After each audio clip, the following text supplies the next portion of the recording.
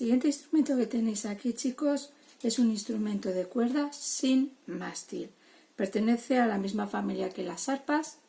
Recibe diferentes nombres, cítara o citania.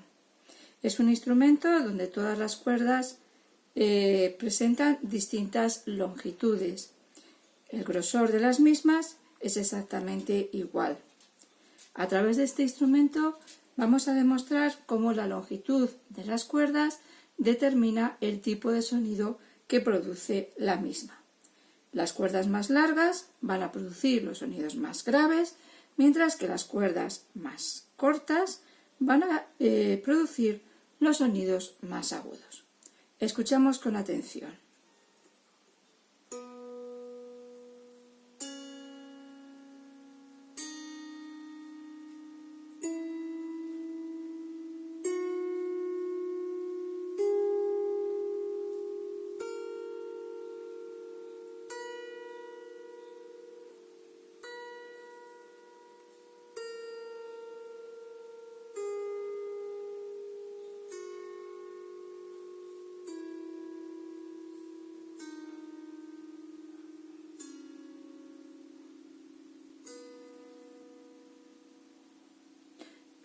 Gracias a este instrumento demostramos cómo la longitud de las cuerdas va a incidir directamente en la altura de los sonidos que producimos con ellas.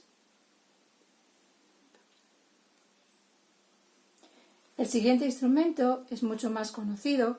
Se trata de una guitarra y, a diferencia de la cítara o de la citania, es un instrumento con mástil o diapasón. Veis que en el mástil o diapasón del instrumento aparecen unas pequeñas varillas que marcan los trastes en el diapasón, es decir, nos permiten saber con exactitud dónde se encuentran cada una de las notas musicales. Estos trastes no aparecen, por ejemplo, en los instrumentos de cuerda frotada como el violín, la viola, el violonchelo y el contrabajo. En el caso de la guitarra, nos encontramos con que todas las cuerdas tienen la misma longitud. ¿Cómo podemos obtener, por tanto, los distintos sonidos?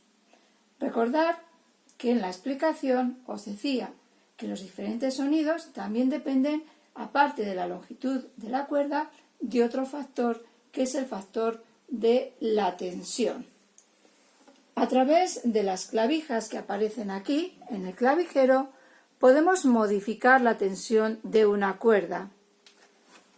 Si yo destenso una cuerda, escuchamos claramente cómo el sonido de la cuerda se vuelve más grave. Si por el contrario vuelvo a tensar la cuerda con la ayuda de la clavija,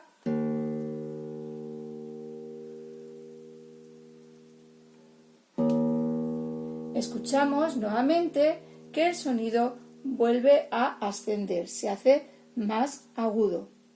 Funciona igual con todas las cuerdas, lo hacemos con otra cuerda diferente.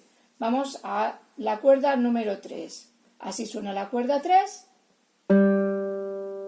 Si yo destenso la cuerda,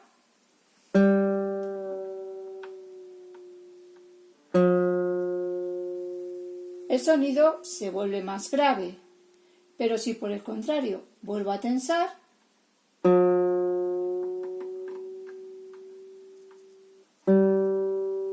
el sonido vuelve a ser otra vez agudo. Otro de los elementos que incidía en la sonoridad o en la altura de los sonidos era el grosor.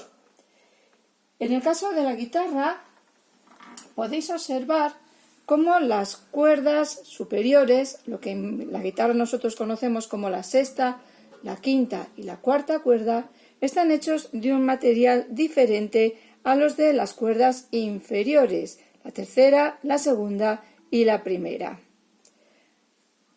Estas primeras cuerdas, la sexta, la quinta y la cuarta, están hechas de un material más pesado con un entorchado metálico, lo que hace que su peso sea algo mayor y su grosor también. Esa diferencia de peso favorece también, junto con la tensión, que el sonido de estas cuerdas tocadas al aire suene bastante más grave que el sonido de las cuerdas 3, 2 y 1, que están hechas de un material mucho más ligero y por tanto mucho menos pesado.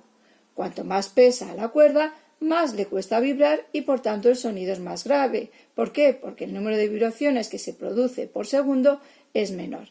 Mientras que en el caso de las cuerdas inferiores, no se aprecia, no sé si se apreciará en el vídeo, la más finita es la primera, al pesar mucho menos, su capacidad para vibrar durante la misma cantidad de tiempo, es decir, durante un segundo, es mayor y por eso producen sonidos más agudos.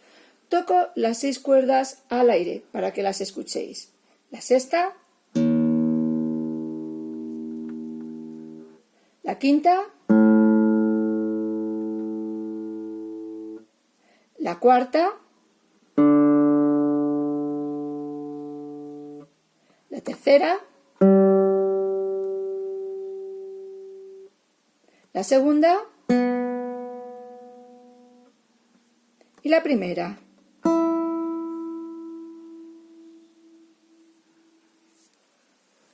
¿Cómo podemos obtener, en el caso de la guitarra, no solamente la tensión o el grosor de las cuerdas, quizás el elemento que más influye en la producción de sonidos de diferente altura, es decir, sonidos agudos y graves, también juega una importancia vital la longitud de la cuerda? Lógicamente hemos dicho que en la guitarra todas las cuerdas son de la misma longitud. Si tuviéramos que estar variando constantemente la tensión de la cuerda, resultaría bastante tedioso poder tocar este instrumento. Normalmente utilizamos la variación de la tensión de la cuerda para afinar.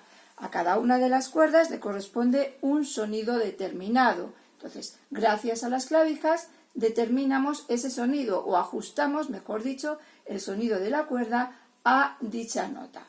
Aquí correspondería, la sexta le correspondería el mi 3, a la quinta le correspondería el la 3, todos ellos estarían debajo del pentagrama en líneas adicionales, a la cuarta le corresponde el re, que sería el re 4, el re justo por debajo del pentagrama, la tercera cuerda corresponde al sol, que coincide con el sol de la segunda línea del pentagrama, el sol 4, el si, que corresponde al si 4, y el mi, que correspondería al mi agudo de nuestro pentagrama.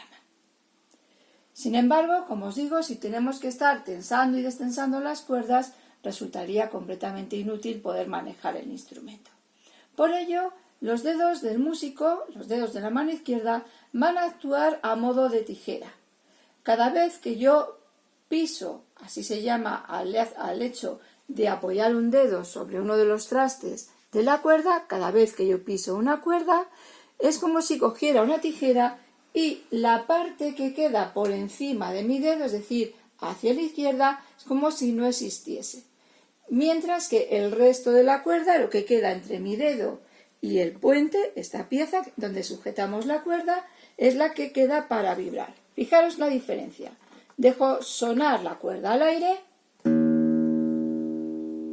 y voy a poner el dedo índice pisando sobre el traste número 5. Fijaros cómo cambia el sonido.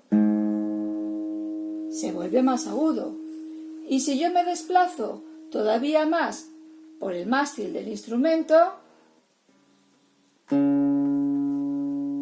la cantidad de cuerda que vibra es menor y por tanto tiene una mayor capacidad de vibrar durante un segundo. Lo mismo pasa con el resto de las cuerdas. Yo puedo hacer lo mismo en esta cuerda, la tercera, por ejemplo. Así suena la tercera al aire, y si yo coloco el dedo, por ejemplo, en el sexto traste, fijaros cómo cambia, y si desplazo el dedo a un traste más cercano a la boca del instrumento,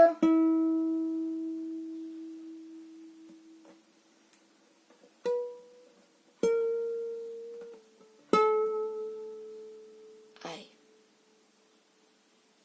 Vamos viendo que según voy desplazando a lo largo del mástil o del diapasón del instrumento, los dedos, cuanto más próximo a la boca del instrumento, lo que voy consiguiendo es que los sonidos sean cada vez más agudos. Por la misma razón, cuanto más corta es la cuerda, sonido más agudo. Cuanto más larga la cuerda, sonido más grave. Espero que con este vídeo os haya quedado claro cómo funcionan, cuáles son las explicaciones físicas al funcionamiento de los instrumentos de cuerda.